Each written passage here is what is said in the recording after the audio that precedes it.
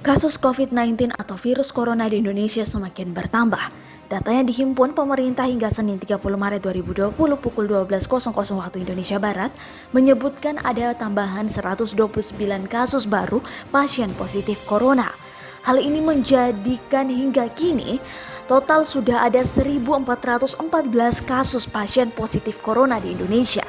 Sementara itu, pasien sembuh bertambah 11 orang, sehingga dengan total pasien sembuh berjumlah 75 orang.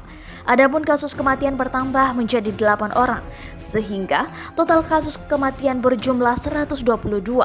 Demikian yang disampaikan juru bicara pemerintah penanganan COVID-19 Ahmad Yuryanto dalam konferensi pers Senin 30 Maret 2020.